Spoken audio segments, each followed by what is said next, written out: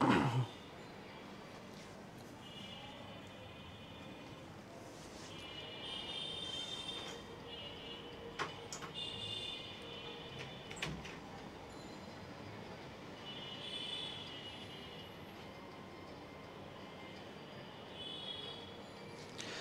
শিক্ষার্থী, আশা করি তোমরা অনেক অনেক ভালো আছো।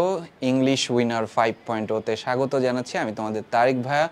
আমরা আসলে পুরো কোর্স জুড়ে কিভাবে পড়াবো, মানিক ভাইয়া তার ফার্স্ট ক্লাসে একটা কনসেপ্ট নিয়ে আলোচনা করেছে, পুরো সিলেবাস ডিজাইন সম্পর্কে আলোচনা করেছে এবং আমি খুব মনোযোগ দিয়ে ক্লাসটা দেখেছিলাম। আশা করি তোমরাও আমার মতোই একদমই পুরো ক্লাস জুড়ে তোমরা ছিলে এবং আমাদের যে প্ল্যান, যে প্রোগ্রামগুলো আমরা কিভাবে রান করব এবং একটা স্টুডেন্ট কিভাবে এইচএসসি 26 এবং 27-এর যে স্টুডেন্টগুলো যারা ইতিমধ্যেই ভর্তি হয়ে গিয়েছে এবং আমাদের সাথে যারা যুক্ত হচ্ছে, প্রতিদিন নতুন নতুন স্টুডেন্ট যুক্ত হচ্ছে, সেই সমস্ত স্টুডেন্টদেরকে ইংরেজিতে দক্ষ করতে আমরা আসলে কি কি কনসেপ্টগুলো, কি কি প্ল্যানগুলো সাজিয়েছি, ক্লাসগুলো কিভাবে রান হবে, এক্সাম সিস্টেম কিভাবে হবে, এই পুরো বিষয়গুলো নিয়েই আমরা আসলে আলোচনা করতেছি এবং তোমাদেরকে বারংবার জানাচ্ছি এই 3টা ক্লাসের মধ্যে দেন আমরা তার মানে কোর্স, এই পুরো কোর্সটার একটা বিশেষত্ব রয়েছে, কিন্তু আমরা স্টুডেন্টদেরকে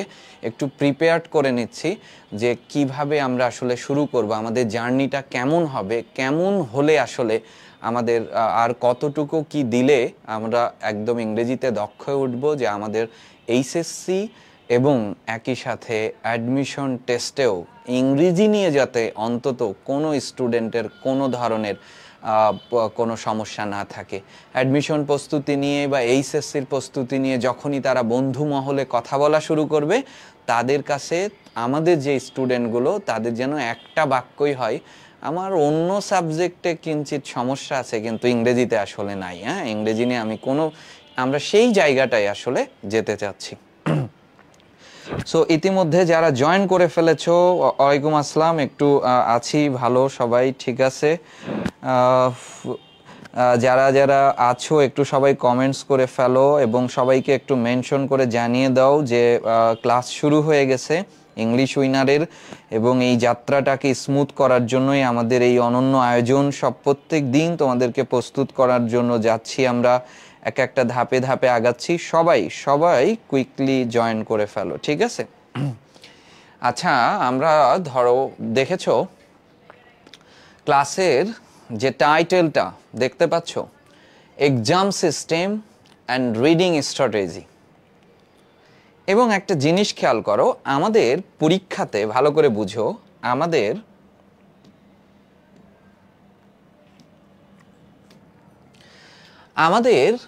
পরীক্ষাতে রিপোর্ট রাইটিং আসবে, বুঝতে পারছো? রিপোর্ট রাইটিং এটা রিটেনের খুব গুরুত্বপূর্ণ একটা কনসেপ্ট এবং এর মার্কস থাকবে কত জানো? 8 মার্কস থাকবে। রিপোর্ট রাইটিং কত মার্কস থাকবে? 8 মার্কস। এবং এর 3টা প্যারা আছে। কয়টা প্যারা? 3টা প্যারা এবং একটা টাইটেল। টাইটেলের জন্য 2 মার্কস, 3টা প্যারার জন্য 2 করে 6 মার্কস, তার মানে টোটাল 8 মার্কস। এবং রিপোর্ট রাইটিং যদি খুব ভালোভাবে একটা স্টুডেন্ট লিখতে পারে, আমরা সেভাবেই লেখা শেখাবো, তাহলে প্যারাগ্রাফের থেকে বেশি মার্কস হয়। কারণ রিপোর্ট রাইটিং যে খাতা দেখে তার চোখে স্পষ্ট থাকে, দেখতে পাই, এভাবে দেখতে পাই যে কি লিখেছে, চোখ বুলালেই দেখতে পাই। কিন্তু প্যারাগ্রাফ এত স্পষ্ট না, প্যারাগ্রাফ অনেক পড়ে পড়ে দেখতে হয়, তখন মার্কসের একটা বৈচিত্র্য চলে আসে। তোমরা প্রায়ই বলো না, আমার খাতা দেখে সে পরীক্ষায় লিখে ফেললো, ও এত মার্কস পেল, আমি কম পেলাম। কারণ প্যারাগ্রাফের এই বৈচিত্র্যতা আছে, মানে আমরা নিজে যখন খাতা দেখি হয়।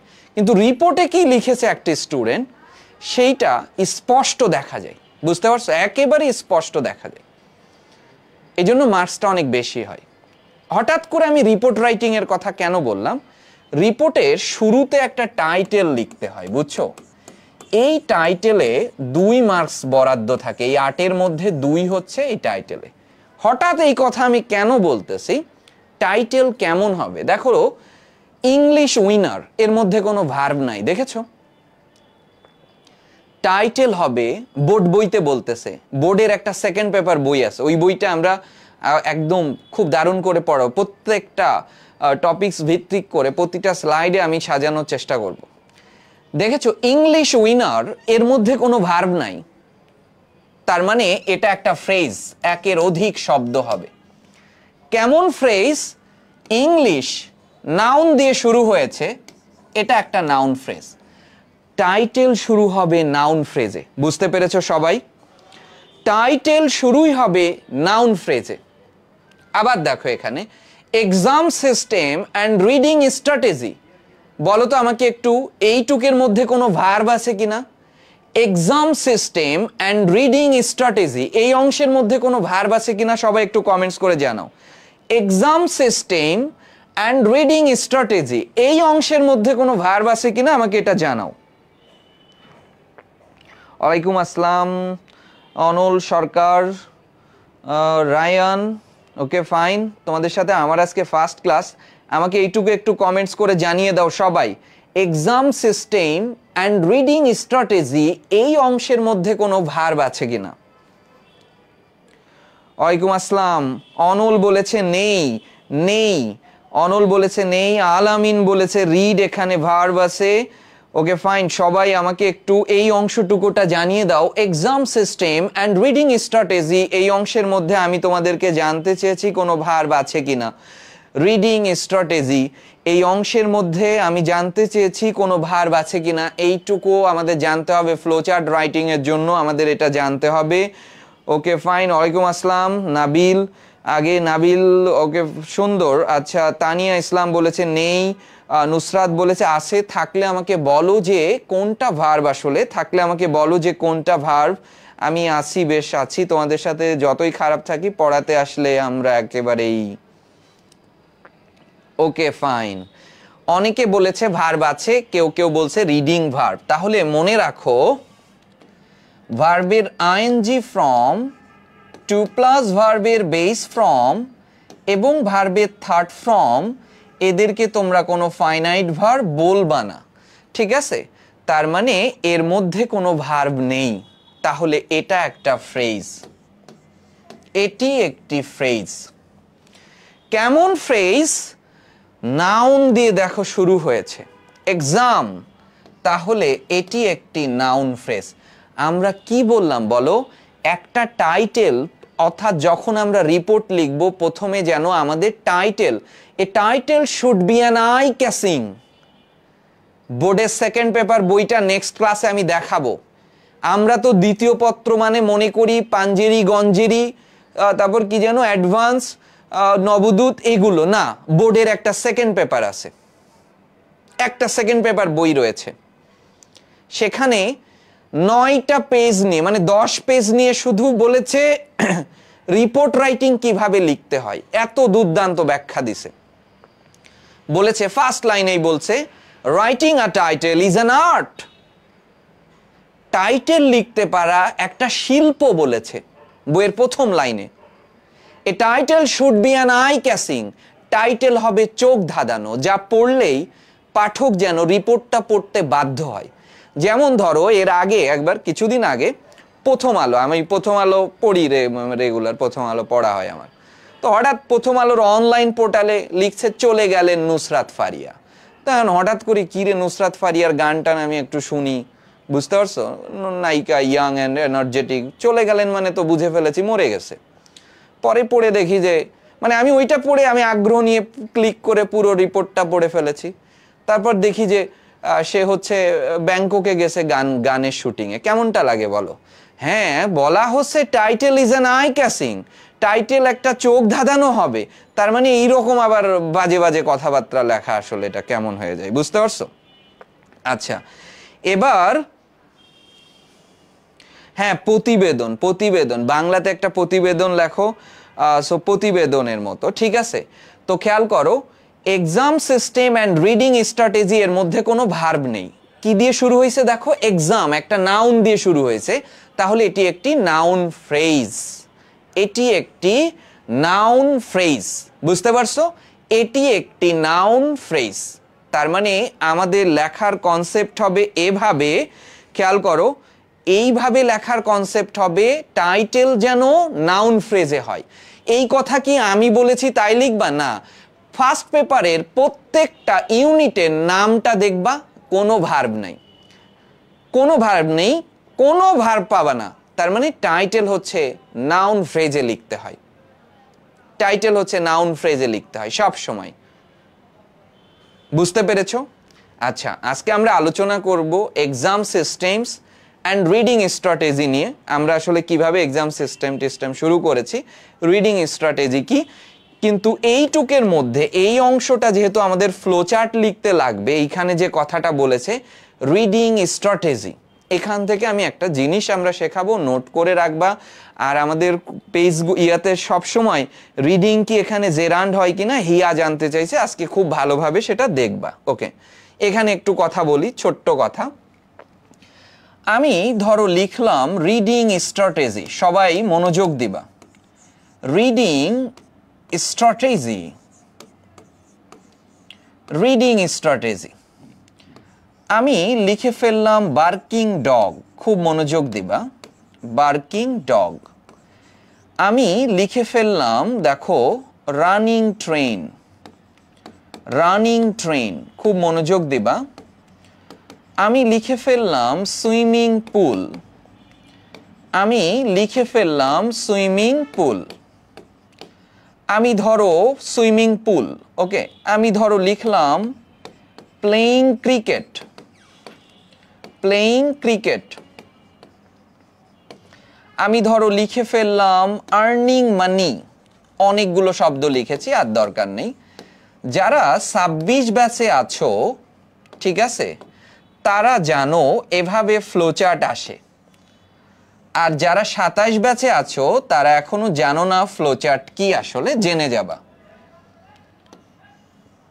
এভাবে একটা বক্স করা থাকে, তাই না?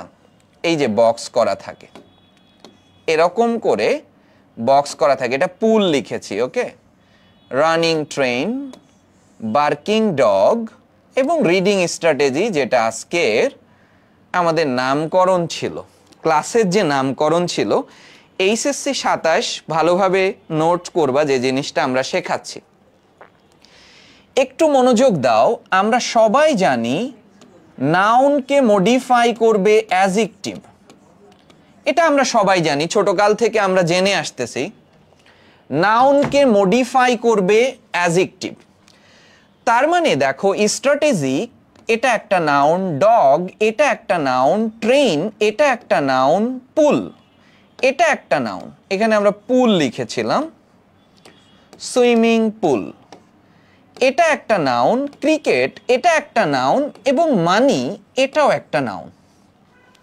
তার মানে দৃশ্যমান আমাকে মনে হচ্ছে নাউনের আগে অ্যাডজেক্টিভ বসেছে, নাউনের আগে অ্যাডজেক্টিভ বসেছে, নাউনের আগে অ্যাডজেক্টিভ বসেছে। এখন যে জিনিসটা তোমরা একটু আগে হিয়া বলেছিল যে ভাইয়া এটা জেরান্ড, ওকে, এই যে জেরান্ড এটা দেখতে ভার্বের আইএনজি ফর্ম। আবার প্রেজেন্ট পার্টিসিপল, প্রেজেন্ট পার্টিসিপল এটাও দেখতে ভার্বের আইএনজি ফর্ম। কিন্তু পার্থক্য হচ্ছে প্রেজেন্ট পার্টিসিপল অ্যাডজেক্টিভ হয় আর জেরান্ড হচ্ছে নাউন হয়। খুব মনোযোগ দিবা, সব ঠিক হয়ে যাবে সব। ওয়ালাইকুম আসসালাম। সবাই একটু, সবাই প্রত্যেকে, যার এত স্টুডেন্ট ভর্তি হয়েছে তার সবাই উপস্থিত নাই কেন? হ্যাঁ, তোমরা এইসব কোর্স, এই কোর্সের সাথে এইগুলো যাবে না, কিন্তু এই কোর্সের সাথে এইগুলো করো না প্লিজ, বুঝছো? তোমরা, তোমাদের সাথে নিয়ে আমাদের একটা প্ল্যান রয়েছে, আমরা দুইজন টিচার, ঠিক আছে? সো টিচার হিসাবে, আমরা বড় ভাই হিসাবে তোমাদেরকে বলতেছি এইগুলো করো না। তোমাদের কাছে রিকোয়েস্ট থাকবে পুরো ক্লাসগুলো, প্রত্যেকটা ক্লাস খুব মনোযোগ দিয়ে করো। সত্যিকার অর্থে কোর্স শেষ হলে আমি কথা দিচ্ছি মনে হবে আমি ইংরেজি পারি, এই বোধটা তোমার আসবে। আমি ইংরেজি লিখতে পারি, আমি ইংরেজি পড়ে বুঝতে পারি, এই বোধটা সত্যি তোমার কাছে আসবে। সেই সমস্ত কৌশলই এখানে অ্যাপ্লাই করা হবে, ঠিক আছে? আমার অফলাইনের কথা আমি বলি, যত স্টুডেন্ট পড়ে এদের অধিকাংশই অ্যাডমিশনে আমার কাছে পড়ে না। তখন আমার মনোজগতে একটা ভাবনা ছিল, এই ভাবনা আরো 2 বছর আগে কেটে গেছে, তাহলে কি আমি এত খারাপ পড়াইলাম যে অ্যাডমিশনে অধিকাংশই আসলো না। কিন্তু চান্স পাওয়ার পরে অনেকেই নক দেয়, অনেকে মানে আমি 90% নক দেই, ভাই অ্যাডমিশনের জন্য আর ইংরেজি করা লাগেনি, এইচএসসিতে যা পড়িয়েছিলেন হয়ে গেছে। তখন আমার কাছে মনে হয়েছে যা, তাহলে এইচএসসিতেই খুব ভালোভাবে পড়ানো হয়েছিল। এবং অনেক স্টুডেন্টস আইএলটিএস করে বাইরে চলে গেছে, আইএলটিএস করে নাই, কোচিং করা লাগে নাই, তার মানে আমি এইচএসসিতে ভালোভাবে আউটপুট দিয়েছি, আমি তারপর থেকে একটু মানসিকভাবে স্বস্তির মধ্যে আছি। সো তোমাদেরকে বলছি, আমরা যেভাবে কোর্সটা সাজিয়েছি, একটু সবার ক্লাসের উপস্থিতি থাকবে, এটা খুব জরুরি। ক্লাসের মাধ্যম যেটা হচ্ছে এখানে উপস্থিতিটা সবার জরুরি। খেয়াল করো, এখন তোমাদের কাছে কনসেপ্টটা বুঝো একটু। এই রকম অবস্থায় থাকে, আমাকে 2 মিনিটের মধ্যে এই জিনিসটা সলভ করে দিবা। আমরা বলেছি ভার্বের আইএনজি ফ্রম জেরান্ড, আবার আমরা বলেছি ভার্বের আইএনজি ফ্রম প্রেজেন্ট পার্টিসিপল। তোমার চোখের সামনে যখনই এই স্ট্রাকচার আসবে, অর্থাৎ ভার্বের আইএনজি ফর্মের পরেই একটা নাউন পেয়ে যাবা, এই স্ট্রাকচার তোমার ফ্লোচার্টে শত শত স্ট্রাকচার, অধিকাংশ স্ট্রাকচারই এরকম থাকবে। তখন দেখো দৃশ্যমান তোমার কাছে মনে হয়েছে নাউনের আগে অ্যাডজেক্টিভ বসে, নাউনের আগে অ্যাডজেক্টিভ বসে, নাউনের আগে অ্যাডজেক্টিভ, এটা দৃশ্যমান মনে হয়। কিন্তু তুমি ঝুঁকি নিবা না, তুমি কি করবা, প্রশ্নের কোনায় একটা ছোট্ট করে খসড়া করে নিবা, আর এখন শিখে গেলে এটা মনে থাকবে। প্রথমেই নাউন আনবা, ইজ আনবা, তারপরে ভার্বের আইএনজি আনবা। আমি আবার বলতেছি, প্রথমে নাউনটা নিয়ে আসো, তারপর ইজটা নিয়ে আসো, তারপরে ভার্বের আইএনজি ফ্রম নিয়ে আসো। ঠিক আছে? নিয়ে আসার পরে দেখো একটা বাক্য হয়ে উঠেছে। কেমনে বুঝলে একটা বাক্য হয়ে উঠেছে? এই যে সাবজেক্ট, এই যে ভার্ব, এই যে সাবজেক্ট, এই যে ভার্ব, তখন তোমার কাছে স্পষ্ট হয়ে গেছে ব্রো, এইটা একটা কি বাক্য।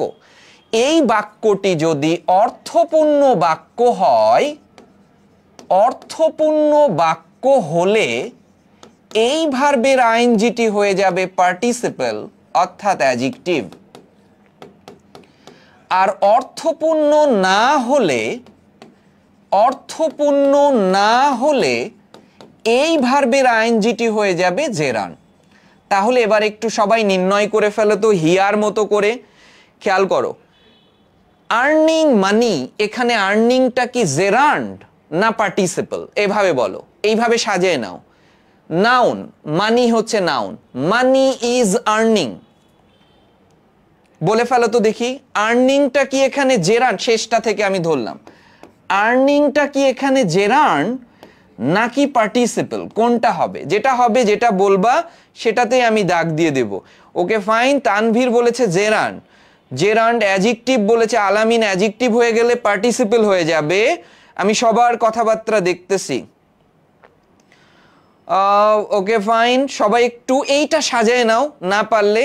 আর্নিং এখানে জেরান্ড, শামীম ইসলাম বলেছে আর্নিং এখানে জেরান্ড। ওকে ফাইন, আর্নিং এখানে জেরান্ড। তারপরে অ্যাডজেক্টিভ বলেছে রায়ান, অ্যাডজেক্টিভ হলে সে পার্টিসিপল হয়ে যাবে ভাইয়া, অ্যাডজেক্টিভ হলে সে পার্টিসিপল হয়ে যাবে। সবাই উত্তর করো।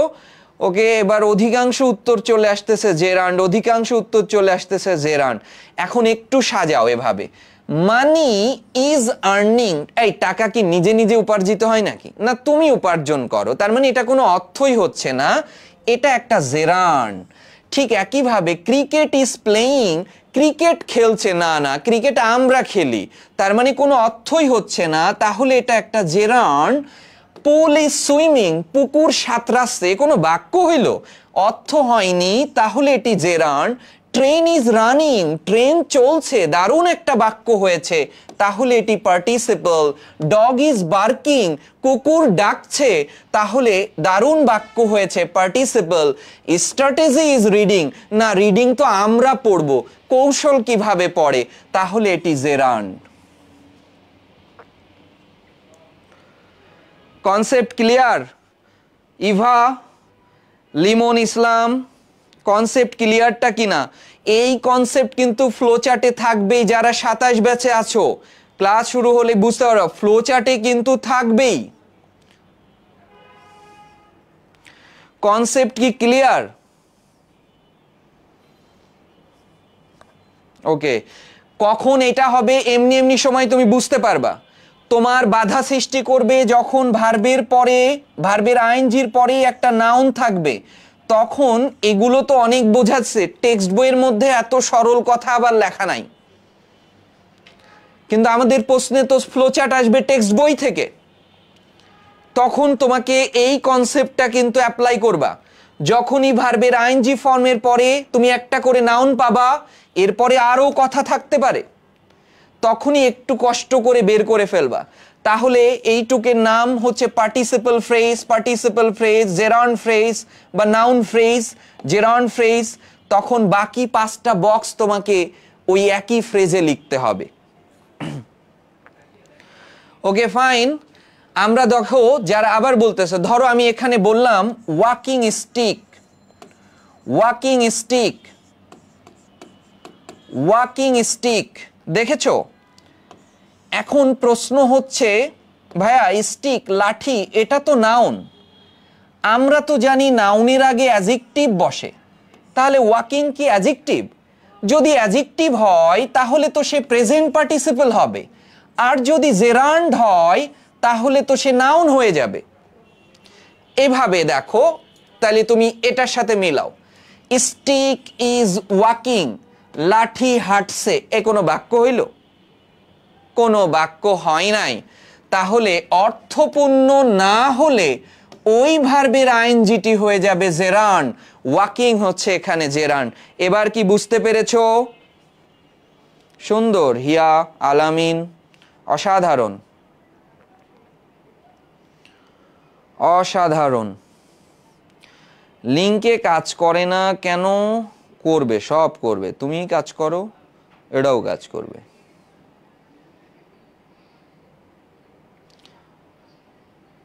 রাফি তালুকদার, কনসেপ্টটা কি বুঝেছো কিনা?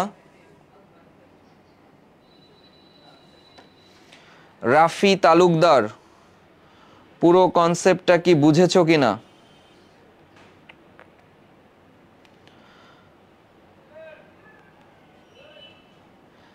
Okay fine. এইটা কিন্তু তোমার পরীক্ষায় আসবেই। তুমি বলো ভাই আসবে কিনা, আসবে কিনা, না আমি বলবে দিব এটা আসবেই। শোনো, আমরা তুমি মনে করতেছো হ্যাঁ বিজ্ঞাপনের জন্য হ্যান ত্যান, আমরা যে দুইজন, আমি এবং তোমাদের মানিক ভাইয়া এই কোর্সের যেভাবে ক্লাসগুলো নিব, কথা যা বলা হয়েছে তার থেকে বেশি কিছু পাবা, ঠিক আছে? শুধু এইটুকু মাথায় রাখো, এটা ক্লাস সর্বস্ব নয়, এটা পড়ানো সর্বস্ব। এটা ক্লাস সর্বোচ্চ নয়, এখানে পড়ানোই হবে মূল মানদণ্ড, এবং আমাদের পরিচয়টাই হবে পড়ানো, পড়ানো এবং পড়ানো, ঠিক আছে?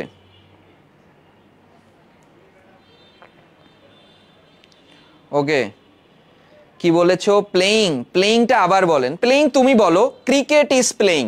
এমন ভাবে মনে হচ্ছে ক্রিকেট নিজে খেলছে, না ক্রিকেট তো খেলছে না, আমি খেলছি, I am playing cricket, they are playing cricket, হ্যাঁ the boys are playing cricket, এটা হতে পারে। কিন্তু প্লেইং তো নিজে নিজে হচ্ছে না, ক্রিকেট তো নিজে প্লে করছে না, তাহলে অর্থ হয় নাই, তাই জেরান্ড। এবার বুঝেছো? প্রাঞ্জয় গোপ, প্রাঞ্জয় বুঝতে পেরেছো?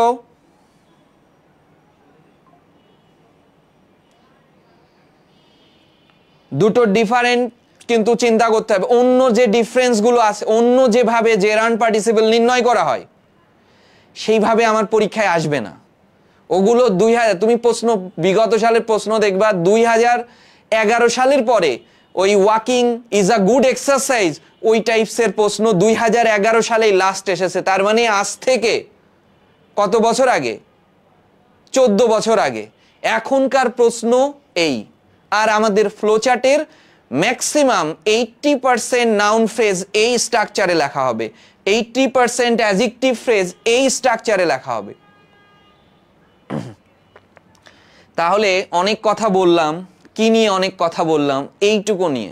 এটা ইংরেজি, এটা ইংরেজি ভাষা, এটা ইংরেজি ভাষা।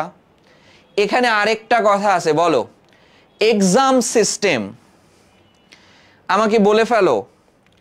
বলা হয়েছে এক্সাম সিস্টেম, এক্সাম সিস্টেম। আমি ধরো বললাম, কি বলা যাবে? College student, college student. আমাকে বলো ফুটবল ম্যাচ, ফুটবল ম্যাচ। এটাও আমাদের পরীক্ষাতে আসে। এবার আমাকে বলো লাভ স্টোরি। তোমাদের কি এসব গল্প আছে নাকি জীবনে?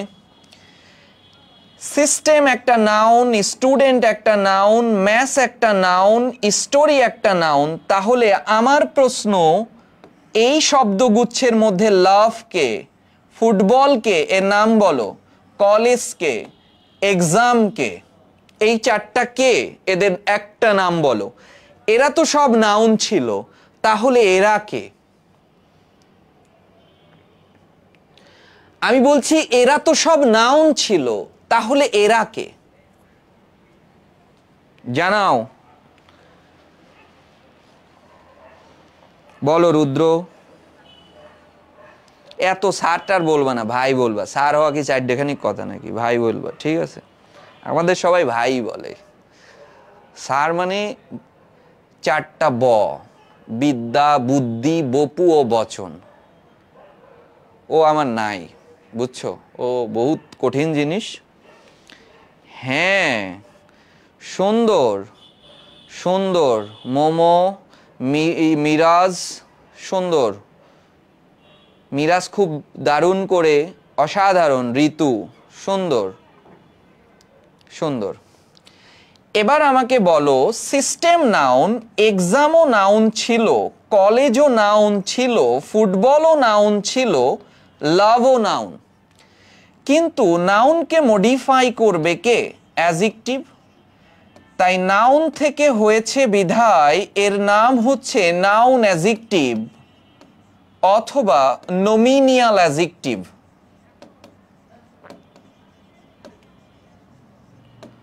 স্টুডেন্ট নাউন, কলেজও নাউন, কিন্তু নাউনের আগে তো অ্যাডজেক্টিভ বসবে, তাই এটা অ্যাডজেক্টিভ। যেহেতু ছিল নাউন, হয়েছে অ্যাডজেক্টিভ, তাই এরা নাউন অ্যাডজেক্টিভ। এরা নাউন অ্যাডজেক্টিভ বা নমিনিয়াল অ্যাডজেক্টিভ, বুঝছো? নাউন অ্যাডজেক্টিভ বা নমিনিয়াল অ্যাডজেক্টিভ। নাউনের আগে যখন আরেকটি নাউন বসবে, তখনই তো সেটা নাউন অ্যাডজেক্টিভ হয়ে যাবে বা নমিনিয়াল অ্যাডজেক্টিভ হয়ে যাবে। এবার আমাকে ধরো বললাম, দেখো, আই হ্যাভ আ, খেয়াল করো, I have a 4 month old baby। I have a 4 month old baby। এবার দেখো, baby noun, old noun, month noun, 4ও নাউন। নাউনের আগে যখন একটা নাউন হবে, তখন সেটা নাউন অ্যাডজেক্টিভ। কিন্তু নাউনের আগে এরকম পরপর যদি নাউন বসে যায়, তাহলে সর্বশেষ নাউনটি নাউন আর পূর্ববর্তী সকল নাউন অ্যাডজেক্টিভ। এদেরকে আমরা বলবো নাউন ফাংশনিং অ্যাডজেক্টিভ। আমার কথা কি বুঝতে পেরেছো? নাউন ফাংশনিং, এখানে লিখি নাউন ফাংশনিং অ্যাডজেক্টিভ। নাউনের আগে যখন একটি নাউন বসবে, তখন সে নাউন অ্যাডজেক্টিভ। আর নাউনের আগে যখন 2 থেকে ততোধিক নাউন বসবে, তখন সে noun functioning adjective. Noun functioning adjective. দেখো, আমি বললাম 10 স্টোরে বিল্ডিং, 10 তলা বিল্ডিং, 10 স্টোরে বিল্ডিং। আমি যেমন আমাদের এই স্টুডিওটা এই বিল্ডিংয়ের 3rd স্টোরে, 3য় তলায়। দেখো, বিল্ডিং নাউন, স্টোরে নাউন, 10ও নাউন, শুধু সর্বশেষ নাউনটি নাউন, পূর্বের সকল noun adjective. This is called noun functioning adjective. একটি নাউন হলে নাউন অ্যাডজেক্টিভ, আর 2 থেকে ততোধিক হলে নাউন ফাংশনিং অ্যাডজেক্টিভ। বুঝেছো? নাউন ফাংশনিং অ্যাডজেক্টিভ আর নাউন অ্যাডজেক্টিভের মধ্যে পার্থক্য বুঝছো? নাউন অ্যাডজেক্টিভ এবং নাউন ফাংশনিং অ্যাডজেক্টিভের মধ্যে পার্থক্য বুঝেছো? সুন্দর সুন্দর, হুমায়রা জাফিয়া, অসাধারণ। নাউন ফাংশনিং অ্যাডজেক্টিভ, অসাধারণ। ইংরেজি যে তোমাদের কাছে এক ভাষা হয়ে উঠবে সেটা ক্লাসে প্রুফ পাবা। কারণ দেখেছো আমরা কি কথা বলেছি, কি বলার কথা ছিল আর কি করে ফেললাম। ভাষা আমাদেরকে চালনা করে, আমরা না, আমাদের প্রি প্ল্যান কিছু হয় না। আমাদের এই পুরো স্লাইড মানিক ভাইয়া করছে, মানে কি কি আলোচনা করতে, exam system and reading strategy, এই কথা নিয়েই আমাদের আধা ঘন্টা চলে গেল। এইটুকু, এ কে, এরা কারা, এটা কিন্তু আমাদের পূর্ব প্ল্যান ছিল না, কোনোভাবেই ছিল না। আমি তো স্লাইড দেখেই এটা পূর্ব, ভাষা আমাদেরকে পরিচালনা করবে, আমরা ওই ভাষার দিকে যেতে থাকব।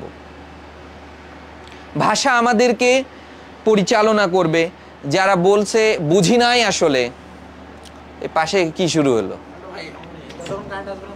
ওহো, মাথা ব্যথাবে নাও। বুঝো নাই যারা, ভালো করে বুঝো। আমরা এটা বললাম, দেখো কনসেপ্টটা বুঝো। ধরো আমরা এখানে বললাম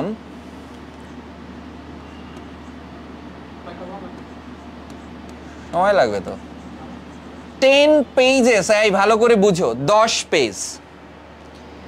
এখন এই পেজ হচ্ছে নাউন, 10ও নাউন। তাহলে নাউনের আগে বসে এটা এখন অ্যাডজেক্টিভ হয়ে গেছে।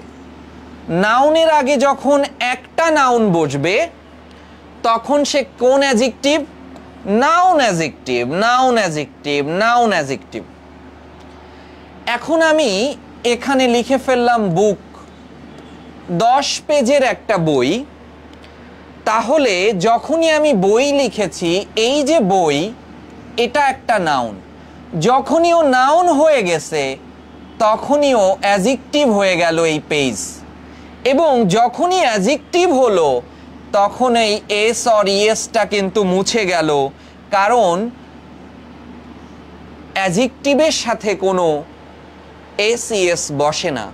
তাহলে কি দেখলা, এই যে এখানে 3টা নাউন বসেছিল, সর্বশেষ নাউনটি নাউন আর পূর্বে সকল নাউন অ্যাডজেক্টিভ, তাকে বলবো আমরা নাউন ফাংশনিং অ্যাডজেক্টিভ।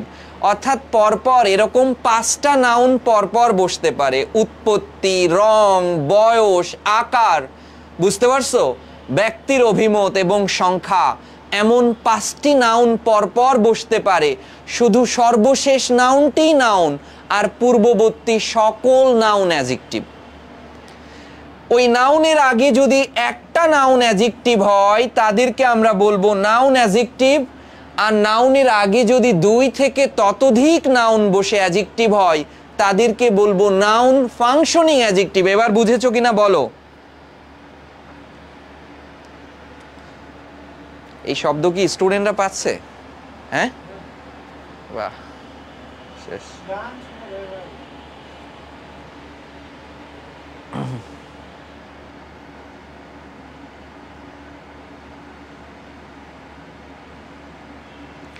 এবার কি বুঝেছো? যে বললা যে বুঝতে পারি নাই,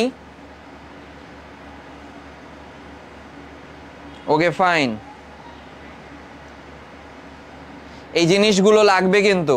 আচ্ছা এবার আসো, কোর্সে কি কি থাকছে জানছো তাই না? তোমার কাছে কি মনে হচ্ছে বিজ্ঞাপন? না না, এগুলোই, বুঝতে পারছো? এতগুলো ক্লাস, 55+ ক্লাস। এরপরে ধরো তুমি অসুস্থ হয়ে গেলা, রেকর্ডেড ক্লাস তো দেখবাই। তোমার কাছে আর্জেন্টলি নিডেড কিছু জিনিস থাকবে। ধরো কালকে পরীক্ষা, একটা সলভ সেশন হবে, ঠিক আছে, ডাউট সলভ ক্লাস যেটা বলা হয়েছে, এবং তোমাকে পিডিএফ এই ক্লাসের যাতে নোটস, এই 70+ পিডিএফ যদি হয় সে কত পেজ হয়ে যাবে বুঝতেছো? ওই তো একটা বই হয়ে গেল। এবং প্র্যাকটিস শিটে কি থাকবে, বোর্ডের কোশ্চেন থাকবে। আর যে অধ্যায় পড়াবো, প্রথম ক্লাস হলে তুমি বুঝতে পারবা, সেই অধ্যায় থেকে সম্ভাব্য প্রশ্ন এবং কি কি কনসেপ্ট পুরোটা মিল করে রিলেট করে পড়ানো হবে, যাতে তুমি মজা পাও, বিক্ষিপ্ত কোনোভাবে না, রিলেট করে করানো হবে। এবং উইকলি ইভালুয়েশন, ঠিক আছে, পেপার ফাইনাল, মান্থলি এক্সামগুলো ভাই দিও। ক্লাসে তোমরা যেভাবে ধরনের ইয়েটিয়ে করতেছো এবং তোমাদের কাছে যখন যে প্রশ্নের প্রবলেম হবে, যেহেতু অনেক স্টুডেন্ট ঢাকার বাইরে থেকে যুক্ত হবে, বৃষ্টির সিজন চলতেছে, নেটওয়ার্কের একটা ধরনের যন্ত্রণা আছে, হ্যাঁ, সো এই ধরনের প্রবলেম থাকবে। সো যখন ওই পুরো ক্লাস দেখে যে ধরনের সমস্যার উদ্রেক হয়, সাথে সাথে প্রশ্ন করবা, সলভ করে দেওয়ার চেষ্টা করা হবে একদম, ঠিক আছে। অর্থাৎ তোমার যদি কোনো ধরনের, কারণ এই সিজনে এরকম হয়, বিদ্যুৎ থাকবে না, হঠাৎ প্রচুর ঝড় বৃষ্টি হচ্ছে, এরকম থাকবে, সো ক্লাস করতে পারবা না, পরবর্তীতে ক্লাসটা দেখবা, ওখান থেকে যে সমস্যার অ্যারাইজ হবে, ঠিক আছে, তখন সাথে সাথে এটা জানাবা। এখন খেয়াল করো, আচ্ছা এই লিঙ্ক নিয়ে তোমাদের কাছে অনেকেই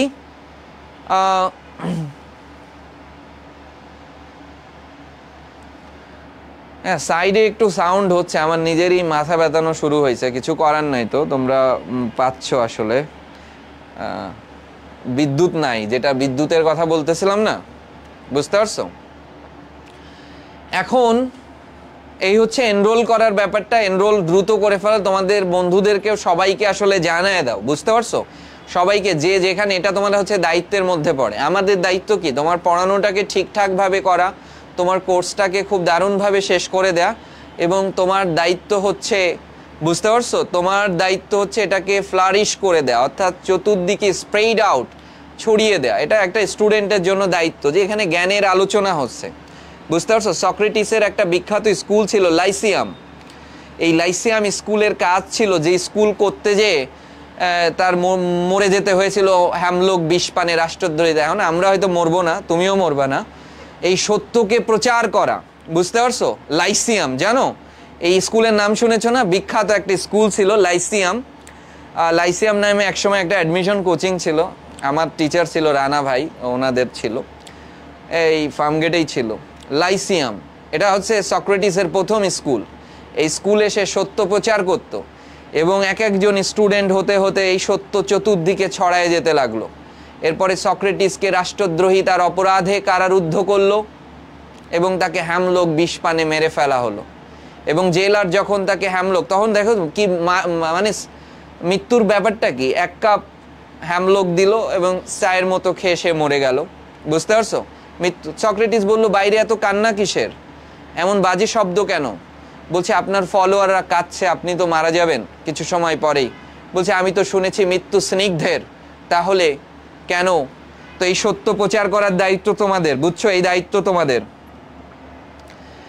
এক্সাম সিস্টেম, ঠিক আছে, এক্সাম সিস্টেম এবং সাথে সাথে তোমার রেজাল্ট দেয়া হবে, যেটা যেভাবে পড়ানো হবে, যা পড়ানো হবে সেইটার উপরে, ঠিক আছে।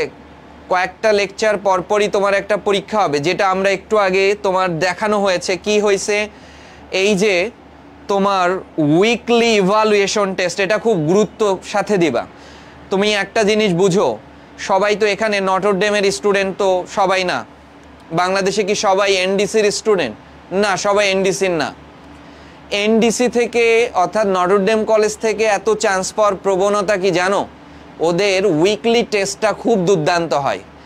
আমরা নটরডেমের আলোকে, অনুকরণে না, আমাদের মাথার মধ্যেও কিছু আছে, নটরডেমের আলোকে এই উইকলি এক্সামটা হবে, আলোকে, নট অনুকরণ না, আলোকে। কেমন হবে? আমাদের এখানকার 80% প্রশ্ন বোর্ড স্ট্যান্ডার্ড হবে, 20% প্রশ্ন অ্যাডমিশন স্ট্যান্ডার্ড হবে। এই যে কি পরিমাণ ইফেক্টিভ! এই ধরনের পরীক্ষা একসময় ঢাকা কমার্স কলেজ নিত। আমি কিন্তু অনেক বছর ধরে পড়াচ্ছি।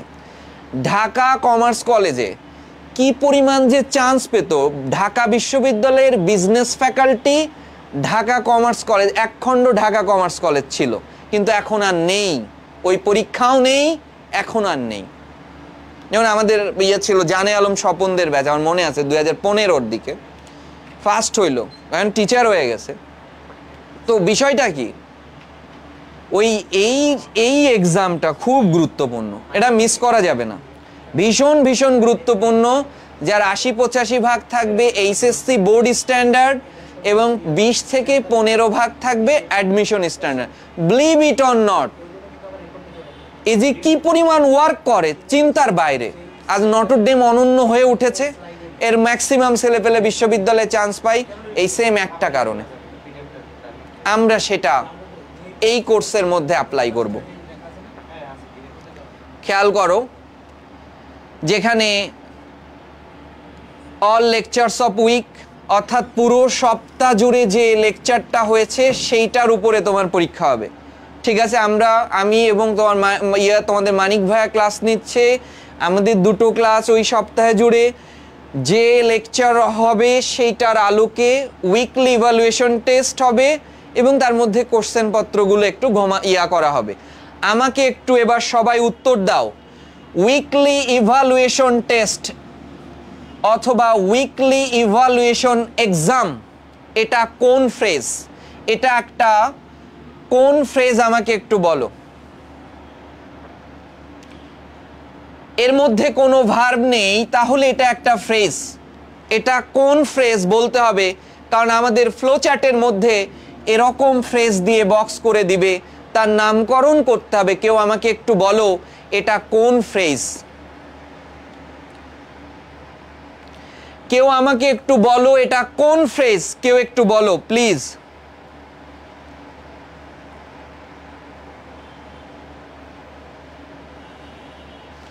অ্যাডভার্বিয়াল ফ্রেজ বলেছে, অ্যাডভার্বিয়াল ফ্রেজ বলেছে, বলো বলো।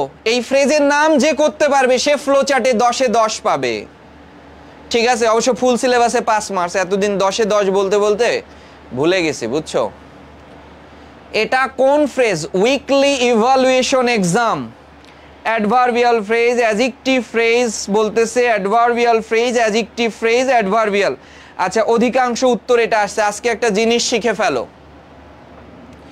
আমি এখানে লিখলাম নাউন ফ্রেজ, নাউন দিয়ে শুরু হয়।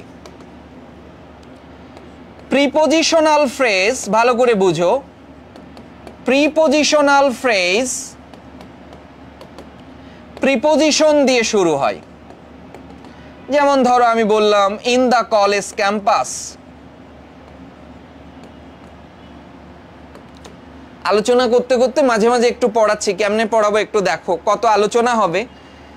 এই দেখো প্রিপোজিশন দিয়ে শুরু হয়েছে। অ্যাডজেক্টিভ ফ্রেজ বলা যায় না, ভার্বের থার্ড ফর্ম দিয়ে শুরু হয়, অ্যাডজেক্টিভ এবং অ্যাডভার্ব দিয়েও শুরু হয়। সবাই এই কথাটা একটু মনোযোগ দিয়ে শোনো। আমি এখন বললাম ভেরি গুড, খুব ভালো করে বুঝো। ধরো এটা তোমার ফ্লোচার্টে আসে।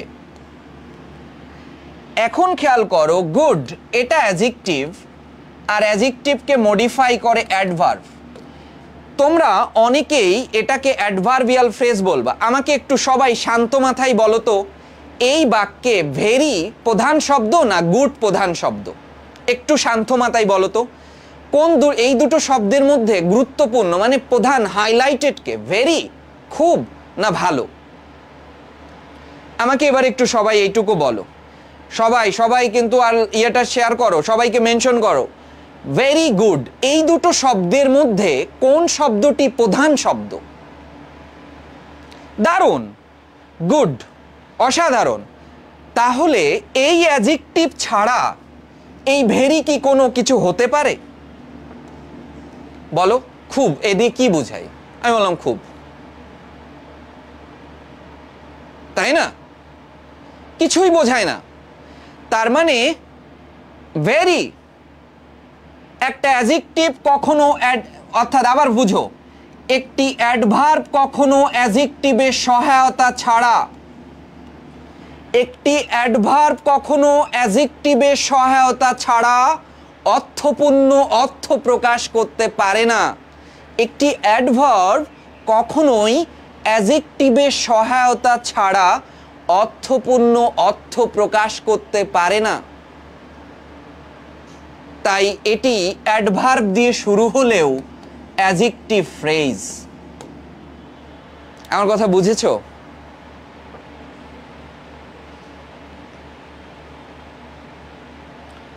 ফাইন। একটা অ্যাডভার্ব কখনোই অ্যাডজেক্টিভের সাহায্য ছাড়া, তুমি চেষ্টা করো, হবে না। অর্থপূর্ণ অর্থ হয় না, আকাঙ্ক্ষা থেকে যায়।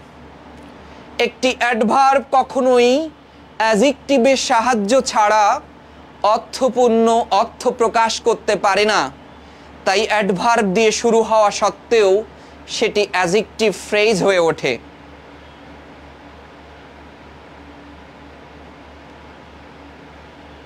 বুঝেছো?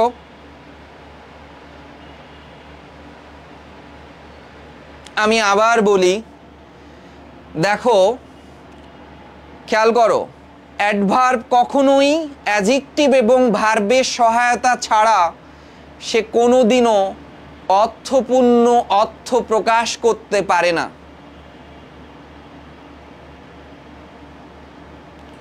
কখনোই পারে না। অর্থাৎ এই গুড যদি না থাকে, ভেরি একটা অর্থহীন, একটা পূর্ণাঙ্গ অর্থ প্রকাশ করতে পারে না। তাই অ্যাডভার্বিয়াল ফ্রেজের একটা সহজ বাংলা কথা শুনবা, আঞ্চলিক কথা বলি।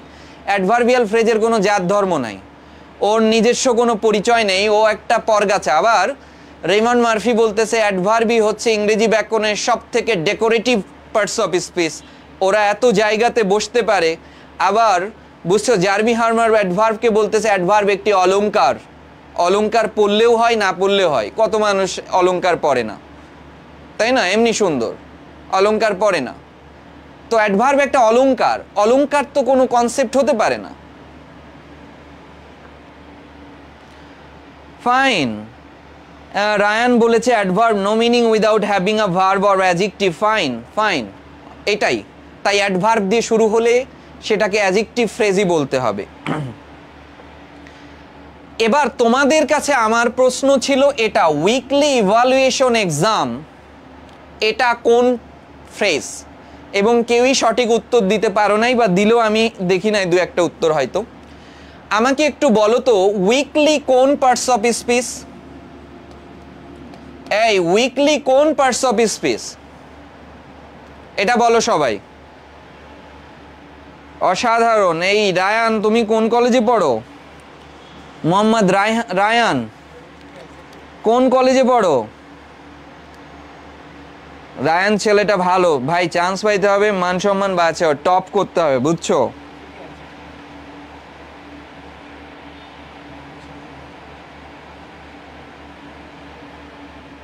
Okay fine.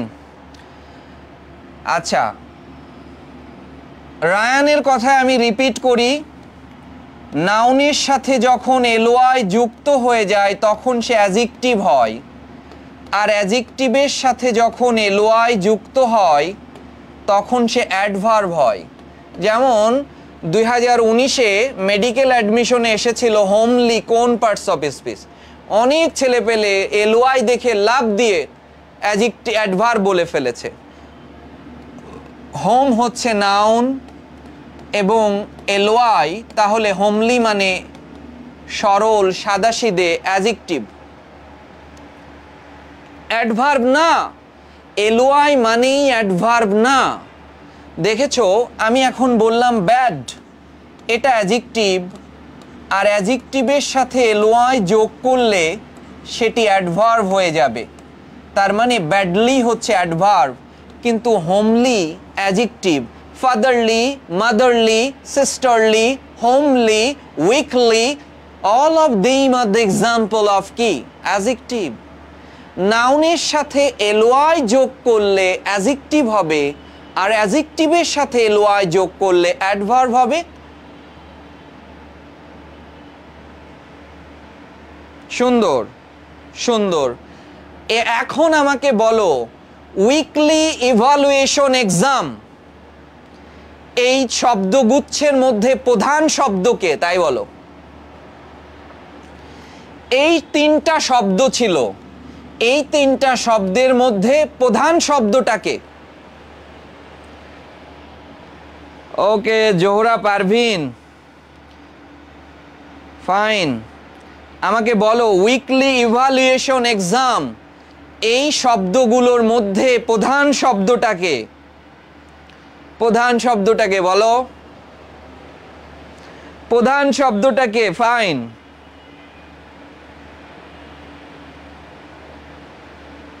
প্রধান শব্দটাকে বলো। এক্সাম। আর এক্সাম একটা নাউন, তাহলে এটা কোন ফ্রেজ?